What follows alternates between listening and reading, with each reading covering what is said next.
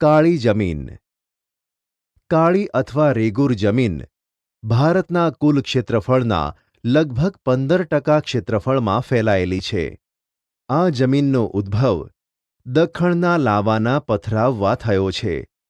સમગ્ર મહારાષ્ટ્ર, પશ્ચિમી મધ્યપ્રદેશ, આંધ્રપ્રદેશનો અને કર્ણાટકનો કેટલોક ભાગ વગેરે જગ્યાએ આ પ્રકારની જમીન જોવા મળે છે.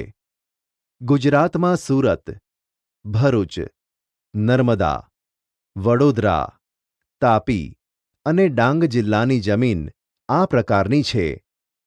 આ જમીનના નિર્માણમાં લાવાયિક ખડકો અને આબોહવાની ભૂમિકા મુખ્ય છે. લોહ, ચૂનો, કેલ્શિયમ, પોટાશ, એલ્યુમિનિયમ અને મેગ્નેશિયમ કાર્બોનેટનું પ્રમાણ વધુ જોવા મળે છે. તેની ફળદ્રુપતા સારી ગણાય છે. આ જમીનની ભેજ સંગ્રહણ શક્તિ ઘણી વધારે છે. જ્યારે ભેજ સૂકાય ત્યારે તેમાં ફાટો કે તિરાડો પડી જાય છે. આ પ્રકારની જમીનમાં કપાસ, અળસી, સરસવ, મગફળી, તમાકુ અને અડદ જેવા કઠોળ વર્ગના પાકો લેવામાં આવે છે. કપાસના પાકને વિશેષ અનુકૂળ હોવાથી આ જમીન કપાસની જમીન તરીકે પણ ઓળખાય છે. 4. લેટેરાઇટ કે પડખાઉ જમીન. આ જમીનનું નામ લેટિન ભાષાના શબ્દ લેટર એટલે કે ઈંટ પરથી પડ્યું છે. તેનો લાલ રંગ લોહ ઓક્સાઇડને કારણે હોય છે. આ જમીન ભીની થાય ત્યારે માખણ જેવી મુલાયમ અને સૂકાય ત્યારે સખત બની જાય છે. સૂકી અને ભેજવાળી આબોહવાના પરિવર્તનથી અને સિલિકામય પદાર્થોના નિવારણથી તેનું નિર્માણ થયું છે. ભારતીય દ્વીપકલ્પીય ઉચ્ચ પ્રદેશોના ઊંચાણવાળા ભાગોમાં વિકસિત થયેલી જોવા મળે છે. આ પ્રકારની જમીનોમાં મુખ્યત્વે લોહતત્વ, પોટાશ અને એલ્યુમિનિયમનું પ્રમાણ વધારે જોવા મળે છે.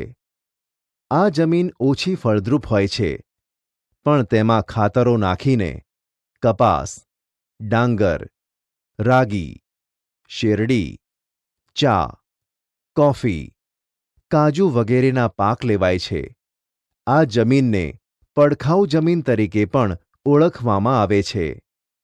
5. રણ પ્રકારની જમીન. આ જમીન સૂકી અને અર્ધસૂકી આબોહવાવાળી પરિસ્થિતિમાં જોવા મળે છે. આ જમીન રેતાળ અને ઓછી ફળદ્રુપ હોય છે. તેમાં દ્રાવ્ય ક્ષારોનું પ્રમાણ વધારે હોય છે. આ પ્રકારની જમીન રાજસ્થાન, હરિયાણા અને દક્ષિણ પંજાબના કેટલાક વિસ્તારમાં જોવા મળે છે. ગુજરાતમાં આ પ્રકારની જમીન કચ્છ, ઉત્તર ગુજરાત અને સૌરાષ્ટ્રના કેટલાક વિસ્તારોમાં આવેલી છે. સિંચાઈની સુવિધાઓથી તેમાં બાજરી જુવારનો પાક લેવાય છે. 6. પર્વતીય જમીન. આ જમીન હિમાલયની ખીણો અને ઢોળાવોના ક્ષેત્રોમાં 2700 મીટરથી 3000 મીટર સુધીની ઊંચાઈ પર જોવા મળે છે. તેનું સ્તર પાતળું અને અપરિપક્વ હોય છે. અસમ, દાર્જિલિંગ, ઉત્તરાખંડ, હિમાચલ પ્રદેશ અને કાશ્મીરમાં આવેલી છે. હિમાલયના સામાન્ય ઊંચાઈના ભાગોમાં દેવદાર, ચીડ અને પાઇનના વૃક્ષોના વિસ્તારમાં આ પ્રકારની જમીન જોવા મળે છે. 7. જંગલ પ્રકારની જમીન. આ પ્રકારની જમીન હિમાલયના શંકુદ્રુમ જંગલોમાં 3000 મીટરથી 3100 મીટરની ઊંચાઈ વચ્ચે તથા સહ્યાદ્રી, પૂર્વ ઘાટ અને મધ્ય હિમાલયના તરાઈ ક્ષેત્રોમાં આવેલી છે. વૃક્ષોના ખરેલા પાંદડાથી ભૂસપાટી ઢંકાયેલી હોય છે અને તે પાંદડા સડવાથી સેન્દ્રિય દ્રવ્યોનું પ્રમાણ વધવાથી જમીનનો ઉપરનો ભાગ કાળો બનેલો હોય છે, જે જમીન તળમાં નીચેની તરફ જતાં ભૂરા કે લાલ રંગમાં ફેરવાય છે. આ જમીનમાં ચા, કોફી, તેજાના ઉપરાંત ઘઉં, મકાઈ, જવ, ડાંગર, વગેરે પાકો લેવાય છે. આ જમીન અત્યંત મર્યાદિત ક્ષેત્રો ધરાવે છે. 8. દલદલ કે પીટ પ્રકારની જમીન. આ પ્રકારની જમીન ભેજવાળા વિસ્તારમાં જૈવિક પદાર્થોના સંચયથી વિકસે છે.